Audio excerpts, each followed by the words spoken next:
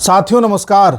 साथियों, भारत और पाकिस्तान के बीच में तनाव बढ़ता जा रहा है। इस बीच भारत चारों तरफ से पाकिस्तान को घेरने में लगा हुआ है, जिसमें भारत साइकोलॉजिकल, आर्मी, जितने भी डिप्लोमेटिक हैं, पाकिस्तान के इंटरनल फोर्सेस, सभी का इस्तेमाल कर रहा है जिससे कि पाकिस्तान को घेरा जाए। उसी सिलसिले में कश्मीर में एक बड़े एक्शन हुए हैं जिसमें योगी मॉडल को अपनाया गया है। देखिए भाई, यूपी में आज क्राइम काफ़ी हद तक कम हो गया है, या लोग क्राइम करने से डर रहे हैं, या लोगों को लगता है कि भाई ऐसा कुछ मत करो, तो उसका बहुत बड़ा कारण है योगी मॉडल। योगी जी कोई भी क्राइम करता है, सिद्ध हो जाता है, उसके घर पर बुलडोजर चल जाता है। इस डर से कई लोग चाह कर के भी गड़बड़ नहीं कर पाते हैं। जब तक ये मॉडल देशव्यापी नहीं होगा या उन हिस्सों में लागू नहीं होगा जो ज़्यादा संवेदनशील हैं, कश्मीर जैसे, तब तक वहाँ भी शांति नहीं आएगी। ये देश को समझना था और देश अल्टीमेटली अब समझ रहा है, या मोदी जी समझ रहे हैं कि भाई अंततः आपको योगी मॉडल ही अपनाना पड़ेगा। इसी क्रम में क्या हुआ है कि कश्मीर में लगभग 10 आतंकियों के घरों को उड़ा दिया गया है। आपने 2 दिन पहले सुना था कि 2 आतंकी जिन्होंने डायरेक्टली उनकी मदद करी थी, पहलगाम आतंकियों की, उनके घर को भी उड़ा दिया गया था। एक को उड़ाया था, एक पे बुलडोजर चलाया था। उसके बाद जितने भी हैं 8, उन सभी को ब्लास्ट किया गया, बाकायदा ब्लास्ट। और ब्लास्ट भी ऐसा किया रात के टाइम पर जिससे कि उसकी अग्नि सबको दिखाई दे। और ब्लास्ट करने के बाद सभी लोगों को उसके वीडियो दिखाए, सब लोगों को ये प्रदर्शित किया कि हम टेररिज्म को लेकर के जीरो टॉलरेंस की पॉलिसी लेके चल रहे हैं, और जो टेररिस्टों को पनाह देगा या जो उनको किसी भी प्रकार की कोई मदद पहुंचाएगा स्लीपर सेल के रूप में या किसी भी रूप में, उसके साथ यही होगा। ये दहशत बैठाना ज़रूरी है जो की जा रही है। फाइनली कुछ तो ऐसा हो रहा है जो योगी जी करते हैं। बाकी अब तक कश्मीर में 1500 लोगों को गिरफ्तार किया जा चुका है जिन पर डाउट है कि वो किसी ना किसी तरह से टेररिस्ट लोगों की मदद करते हैं। अलग अलग संगठनों से जुड़े हुए हैं, ऐसे संगठनों से जुड़े हुए हैं जो बैन हैं, ऐसे संगठनों से जुड़े हुए हैं जो इनको स्लीपर सेल बना के उनसे इन्फॉर्मेशन लेते हैं, उनके मोबाइल जब्त किए गए हैं। हर तरह की मैसिव क्रैकडाउन इस समय कश्मीर में चल रहा है। कश्मीर में दहशत है। ये एक पॉइंट मैंने आपको बता दिया। अब बताते हैं दूसरा पॉइंट। साथियों, आपने एक बात सुनी होगी, लंबे समय से लोग कह रहे हैं, 2-3 दिन से कह रहे हैं कि आतंकवाद का कोई धर्म नहीं होता, वो लोग सिर्फ आतंकी थे, उनका कोई मजहब नहीं था।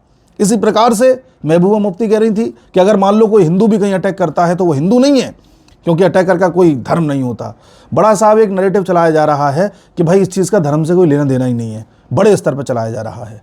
लेकिन एक बात मुझे बताइए, जो हमला करने वाले हैं वो किसी धर्म के नहीं, मरने वालों को आप धर्म के बेसिस पर मरा हुआ मान नहीं रहे, और एग्जाम्पल क्या दे रहे हैं कि उनमें से एक मुसलमान भी मरा था, वो मुसलमान है, बाकी सबका कोई धर्म नहीं है। तो ये बड़ी अजीब बात है। दूसरी बात, चलिए मान लिया।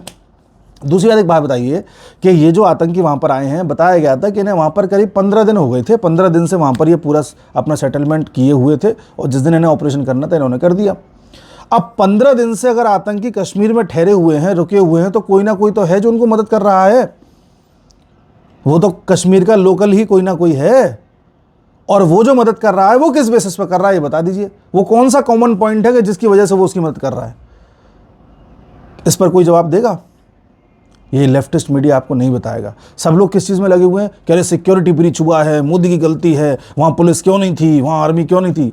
भाई बिल्कुल हुआ है, कोई इससे डिनाई नहीं कर रहा, बट अभी ये वो टाइम नहीं है कि आप इस बात को लेकर के अपनी सरकार को कटघरे में खड़ा करो। उनसे भी जवाब लिया जाएगा, लेकिन पहले इनको ख़त्म करो।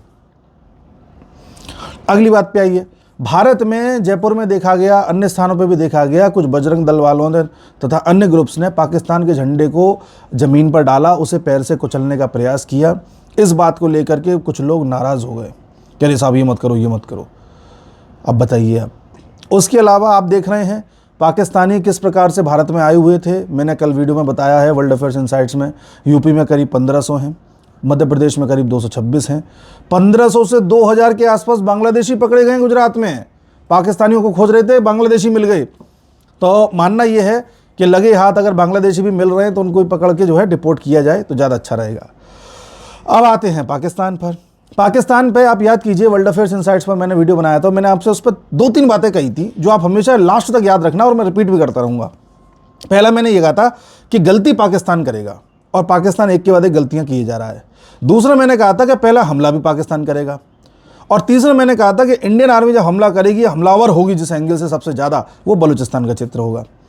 तो आप देख रहे हैं पाकिस्तान की पहली गलती कि उसने पहले तो ये स्वीकारा नहीं कि ये हमला उसकी तरफ से हुआ है, बाद में कह रहा है कि इसमें हम जांच बिठाने को तैयार हैं, इसमें सारी चीज़ें करने को तैयार हैं। फिर बाद में पाकिस्तान ये भी मान रहा है कि हाँ वो टेररिज्म को पनाह देता है। तो चलिए, वो तो उसके सुर बदल रहे हैं, हड़बड़ी में कभी कुछ बोल रहे हैं वो, कभी कुछ बोल रहे हैं, वो तो एक चीज़ है जिससे वो एक्सपोज खुद हो रहे हैं। दूसरा, उन्होंने शिमला समझौते को बोला है कि हम इसे सस्पेंड करेंगे। अगर वो सस्पेंड कर दिया, या कुछ लोग कह रहे हैं कि कर ही दिया एक तरीके से, तो आपने एलओसी को ही ख़त्म कर दिया, इसका मतलब भारत पीओके में जा सकता है।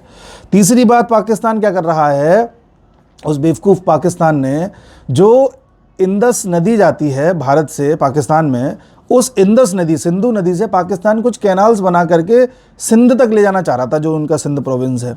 अब वो जो कैनाल का प्रोजेक्ट था वो उसने थाम दिया। वहाँ के पीएम ने बोला कि ये जो हम नहरें बना रहे थे जो सिंधु को पानी देती हैं, अभी हम उस प्रोजेक्ट को थाम रहे हैं क्योंकि सिंधु नदी में पानी कम हो गया है। अब बताइए, मैं इस पर आऊँगा, उससे पहले एक बात और बता दूँ। कल आपको पता होगा कि भारत ने चेनाब नदी का पानी पूरी तरह से रोक दिया था और पाकिस्तान को एक भी बूंद चेनाब में अब नहीं मिल रही है। वहीं भारत ने एक्स्ट्रा पानी जो था वो झेलम नदी के माध्यम से एकदम से छोड़ दिया और झेलम में 7 फुट तक पानी का स्तर बढ़ गया है और पाकिस्तान में बाढ़ आने की संभावना है, जो पीओके का क्षेत्र है विशेष तौर पे वहाँ पे। तो यानी आधा पाकिस्तान बाढ़ से परेशान रहेगा, आधा पाकिस्तान सूखे से परेशान रहेगा। और वहाँ के पीएम ने, शहबाज शरीफ ने गलती क्या करी, लोगों से ये कह दिया, सिंध वालों से, कि जो नहरम बना रहे थे उसको भी रोक रहे हैं। अरे बेवकूफ़, कहना नहीं होता है, अब तो लोग और भड़केंगे।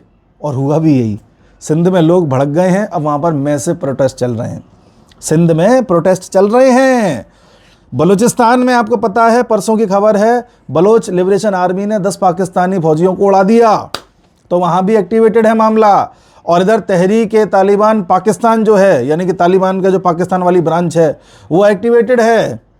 तो आप कहने का मतलब ये है, आप ये समझिए कि पाकिस्तान में जितने भी ऐसे ग्रुप्स थे जो पाकिस्तान के खिलाफ थे, वो धीरे धीरे एक्टिवेट हो रहे हैं। पाकिस्तान के हर प्रांत में अब धीरे धीरे आंदोलन बढ़ेंगे, तब पाकिस्तान अंदर से कमज़ोर पड़ेगा। और इन हड़बड़ियों में इनके आका जो फैसले ले रहे हैं वो सब इन पे उल्टे पड़ रहे हैं। ये इनकी मनोवैज्ञानिक हार को दर्शाता है। चाणक्य नीति कहती है कि दुश्मन को मारिए तब, पहले उसे कमज़ोर कीजिए। तो भारत कमज़ोर करने में लगा हुआ है। हम तुम्हें पानी भी नहीं देंगे, हम तुम्हें अनाज भी नहीं देंगे। अच्छा देखिएगा, अभी 1-2 महीने बाद वहाँ पर जो है बीज बोए जाएंगे, खेतों में बीजारोपण होगा, तब पानी की ज़रूरत पड़ती है। तो भारत ये पानी कभी रोक के, कभी चालू करके, रोक के चालू करके पाकिस्तान में एक दहशत बना रहा है कि बेटा अभी 1-1.5 महीने रुक जा, जब तेरा सीज़न आएगा तब देखना हम क्या करते हैं। तो पाकिस्तान खाने से भी परेशान हो जाएगा, यानी खाना उस पर वैसे भी नहीं, अब भी नहीं मिलेगा। इधर भारत ने डिप्लोमेटिक वे में जितने फैसले लेने थे कि वीज़ा नहीं देंगे, यहाँ से पाकिस्तानी को हटा देंगे, वो सब तो लिया ही, आपको पता ही है। तो पानी हो गया, डिप्लोमेटिक हो गए, सिंध में बवाल धीरे धीरे स्टार्ट हो गया है, बलूच वाले हमला कर रहे हैं। उधर तहरीक तालिबान पाकिस्तान एक्टिवेट हो गया है। उसने एक फ़ोटो जारी करी थी, एक ऊंचाई पर बैठ करके सिगरेट पीते हुए, और ऐसे पॉइंट किया था। पॉइंट का मतलब ये पाकिस्तान का क्षेत्र हमारा होगा, ऐसे करके। और आपको ये भी पता है कि पाकिस्तान ने एलओसी को एक तरीके से अब निरस्त कर दिया है। तो ये गलती उसने कर दी है। पाकिस्तान में अंदर अंदर पैनिक है। वहाँ के जितने भी जनरल्स हैं, जितने भी आर्मी के ऑफिसर्स हैं, सब अपने परिवार को विदेशों में भेज रहे हैं। और साथ ही भारत अब प्रयास कर रहा है कि पाकिस्तान को FATF की ब्लैक लिस्ट में डलवा दिया जाए, जिससे कि पाकिस्तान कल को किसी से पैसा मांगे तो उसे कोई पैसा भी ना दे, लोन भी ना दे। अगर ऐसी स्थिति हो जाती है, पाकिस्तान FATF में डल जाता है, पाकिस्तान के पास पानी भी नहीं होगा पीने के लिए, पाकिस्तान में इंटरनल विद्रोह चल रहा होगा, पाकिस्तान के पास खाने के वांदे होंगे, पाकिस्तान के पास हथियार भी अब नहीं है, तब जाके अगर हम उसे मारेंगे तो राइट टाइम होगा। आप समझिए, अभी तो इंतज़ाम हो रहा है, अभी तो हमारी मिलिट्री एक्सरसाइज देख के परेशान है, वो एयरफोर्स की उड़ान देख करके परेशान है, हमारे मिसाइल टेस्ट देख करके परेशान है। एक खबर कहीं से आई कि पाकिस्तान के पास टोटल 5 सबमरीन्स हैं, जिनमें से 3 ऐसी हैं जो भी अंडर रिपेयरिंग है, यानी कि वो ख़राब हो चुकी हैं, उन्हें रिपेयर हो रही है। तो कहीं ऐसा ना हो कि 5 की 5 उसकी सबमरीन भी हम उड़ाते हैं फ्लो में। तो कहने का तात्पर्य है, अंदर ही अंदर पाकिस्तान को घेरा जा रहा है। बहरहाल, अब उनका क्या करें जो भारत में बैठ करके अंदर ही अंदर भारत को खोखला कर रहे हैं। सबसे ज़्यादा खतरा इनका है, जो ज़बरदस्ती ये सिद्ध कर रहे हैं कि आतंकवाद का कोई धर्म नहीं होता, जो ज़बरदस्ती नैरेटिव चला रहे हैं कि भाई वो उनमें से एक मुस्लिम भी था, वो मुस्लिम को इसलिए मारा क्योंकि वो कलमा पढ़ ही नहीं पाया था, ठीक है। उसके अलावा कुछ लोग चला रहे हैं कि साहब जो है जो भारत है, भारत अभी तक जो भी स्टेप लेना चाह रहा है लेगा, जो भी है, लेकिन गलती भारत की है कि वहाँ पर सिक्योरिटी ब्रीच क्यों हुआ, आर्मी क्यों नहीं थी। इस बात को इतना बड़ा चढ़ा के दिखाया जा रहा है। मैं मानता हूँ गलती है, बट अभी आपको क्या बोलना है क्या नहीं बोलना वो तय करिए। जब आज देखो, इस वक्त तो विपक्ष भी एक है, सब साथ दे रहे हैं सरकार का। तो ये जो हमारे घर में, हमारे देश में जो ये बैठे हुए हैं, बिलों में जो बैठे हुए हैं कीड़े मकोड़े, इनका क्या करें? सवाल ये है। मैं आपसे फिर कह रहा हूँ, हमें पाकिस्तान से कोई खतरा नहीं है, वो तो 2 दिन का है। हमें खतरा इनसे है जो हमारी सर्जिकल स्ट्राइक्स पर, एयर स्ट्राइक्स पर सवाल उठाते हैं, जो आतंकवाद को भगवा आतंकवाद से जोड़ते हैं, जो कहते हैं आरएसएस आतंकवाद फैला रहा है। हमें खतरा इन लोगों से है। हमें खतरा उन लोगों से है जो ज़बरदस्ती वहाँ जाकर के सिद्ध करते हैं कि नहीं नहीं, धर्म से कोई लेने देने नहीं है। खतरा उन लोगों से है। तो आप इस बात को जानिए, भारत इस समय बहुत तगड़े तरीके से पाकिस्तान को अंदर ही अंदर कमज़ोर कर रहा है, फाइनेंशियली, इमोशनली, मिलिट्री वाइज तो हम बाद में करेंगे, वो वैसे ही कमज़ोर तो है ही है, लेकिन मिलिट्री ऑपरेशन बाद में होगा। और उसे डिप्लोमेटिकली वर्ल्ड लेवल पर भी हम उसे आइसोलेट करके ही छोड़ेंगे। तो आने वाले समय में आप देखिए होता है क्या। और जो भी अपडेट्स होंगे, मैं वर्ल्ड अफेयर्स इनसाइट्स पर लगातार वीडियोस बनाता हूँ, इस पर भी मैं अपडेट्स लाता रहूँगा, लेकिन उस पर ज़्यादा अपडेट्स आएंगी हमारी, तो उसे आप सब्सक्राइब कर लेना। मैं अपने इस टाइटल में भी उसका लिंक डाल रहा हूँ, तो आप वहाँ से उसे सब्सक्राइब कर सकते हैं। मिलते हैं अगले वीडियो में। नमस्कार।